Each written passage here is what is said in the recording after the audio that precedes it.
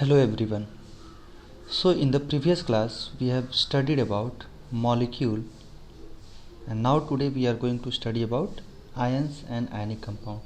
तो हमने मॉलिक्यूल में देखा था कि मॉलिक्यूल क्या होते हैं कि जो एटम्स होते हैं, जो स्मॉलेस्ट हम बोल सकते हैं कि smallest part of an element which exist in free state, जो फ्री स्टेट में एग्जिस्ट करते थे, तो उसको हमने मॉलिक्यूल बोला था। फिर मॉलिक्यूल को हमने जो है डिवाइड किया था, क्लासिफाई किया था, तो उसमें आपका मॉलिक्यूल जो है वहाँ से हमने बताया था कि मॉलिक्यूल ऑफ एटम हो सकता है, मॉलिक्यूल ऑफ कंपाउंड हो सकता है, या मॉलिक्यूल ऑफ एलिमेंट हो सकता है।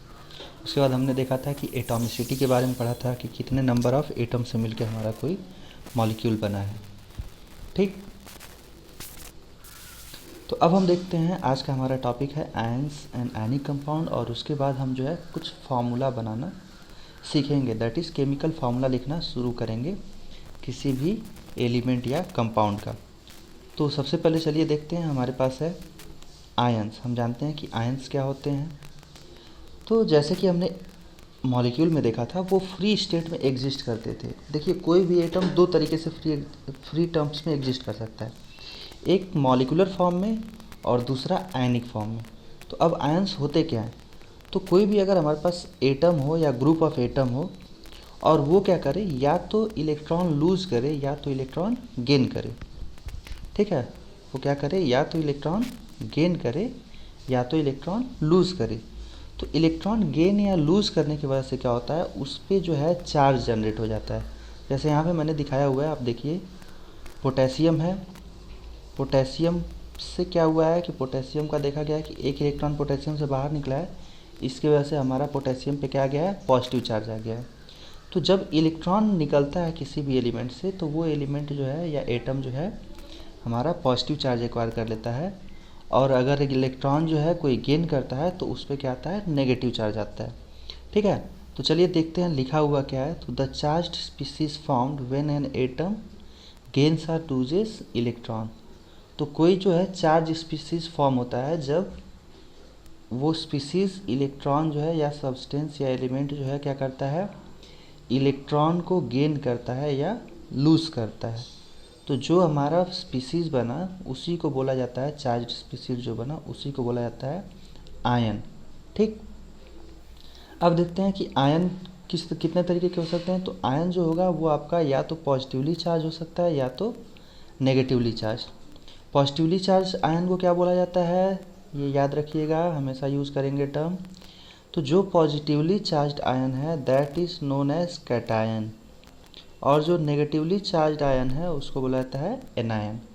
ठीक है, तो हमारा जो नेगेटिवली चार्ज आयन बनेगा उसको क्या बोलेंगे, एनायन, और जो पॉजिटिवली चार्ज आयन बनेगा उसे बोला जाएगा कैटायन। ठीक है, चलिए आगे बढ़ते हैं। तो अब देखते हैं ये कैसे बनेंगे, कैटायन कैसे बनेगा, एनायन कैसे बनेगा। अभी मैं बताया भी था। तो कैटायन क्या है, हमारा पॉजिटिवली चार्ज है। पॉजिटिव चार्ज कब एक्वायर होगा, जब कोई इलेक्ट्रॉन लूज करेगा। तो यहाँ पे हमने देखा cations is formed when atom loses one और मोर इलेक्ट्रॉन। तो यहाँ पे हमारा पोटेशियम है, एक इलेक्ट्रॉन लूज किया तो इसकी वजह से इस पर पॉजिटिव चार्ज आ गया, ये हमारा कैटायन बन गया। ठीक, उसी तरीके से anion is formed when atom gains one और मोर इलेक्ट्रॉन। तो जब एटम जो है इलेक्ट्रॉन गेन करता है तो हमारा क्या होता है, एनायन बनता है, उस पर नेगेटिव चार्ज आता है। जैसे क्लोरीन एक इलेक्ट्रॉन गेन करके क्या बना दिया, Cl-। ठीक है, तो ये क्लोरीन का आयन हमारा बना दिया इलेक्ट्रॉन लूज करके। ठीक, तो इसको आयन बोलते हैं जो इलेक्ट्रॉन लूज या गेन करके बनते हैं। उसमें भी हमारा दो तरीके का है, एक पॉजिटिवली चार्ज आयन, एक negatively charge ion. Positively charge ion को हमने क्या बोला, कैटायन, और नेगेटिवली चार्ज आयन को क्या बोला, एनायन। ठीक, ऐसे ही ये तो हमने एटम का दिखाया, वैसे ही हमारे पॉली एटॉमिक आयन्स भी होते हैं। ठीक है, पॉली एटॉमिक आयन मतलब मोर देन वन एटम से मिल के बने हुए जो आयन्स होते हैं उनको बोला जाता है पॉली एटॉमिक आयन्स। जैसे कि हमारे पास दिया हुआ है, a group of atom carrying some charge is called poly atomic ion. तो हमारे पास ग्रुप ऑफ एटम हो और उस पर जो है कुछ चार्ज हो तो उसको हम बोलेंगे पॉली एटॉमिक आयन। एग्जाम्पल देखते हैं इसका।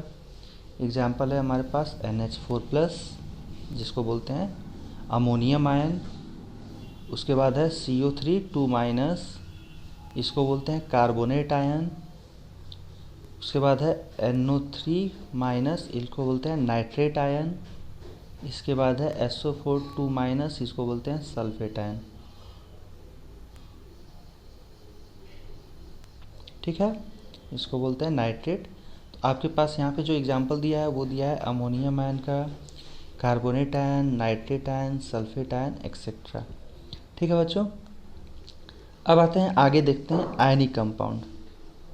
तो आयंस, हम जान गए कि आयंस भी कुछ स्पीसीज होते हैं जिस पे चार्ज होता है। तो आपको पता है कि पॉजिटिव चार्ज और नेगेटिव चार्ज क्या करते हैं, आपस में एक दूसरे को अट्रैक्ट करते हैं। Opposite charges attract each other. तो जब भी आपका एक कैटायन और एनायन आसपास होते हैं तो वो क्या करते हैं, एक दूसरे को अट्रैक्ट करके एक फोर्स लगा के ज्वाइन हो जाते हैं, और वो ज्वाइन करके क्या बनाते हैं, एक कंपाउंड बनाते हैं। उस कंपाउंड को बोला जाता है आयनिक कंपाउंड। ठीक है, तो ऐसे compound which contains cations and anions. ठीक है, तो आयनिक कंपाउंड क्या होंगे, the compounds which contains cations and anions, तो उनको हम बोलेंगे आयनिक कंपाउंड। और ख़ासकर आप देखेंगे आयनिक कंपाउंड में कि जो भी मेटल है, मेटल का जो नॉन मेटल के साथ कंपाउंड बनेगा वो आप मोस्ट ऑफ केसेस में देखेंगे वो आयनिक होगा। और ख़ासकर जो है सोडियम हो गया, पोटेशियम हो गया, मैग्नीशियम हो गया, इनके जो है ये मेटल रहेंगे। और नॉन मेटल में मान लीजिए आपका ऑक्सीजन हो गया, क्लोरीन हो गया। ठीक, तो ये सब रहें, या फिर ये सल्फेट हो गए, तो ये सब रहेंगे, तो ये आपके क्या बनाएंगे, आयनिक कंपाउंड बनाएंगे। तो आयनिक कंपाउंड का एग्जांपल आपके पास क्या हो गया बच्चों, NaCl sodium chloride, KCl potassium chloride, Na2SO4। तो यहाँ एग्जाम्पल हो गए sodium chloride, potassium chloride, sodium sulphate, magnesium sulphate. ठीक है, अब इसमें एक चीज़ और देखेंगे कि generally ionic compounds are formed when a metallic elements react with a non metallic element.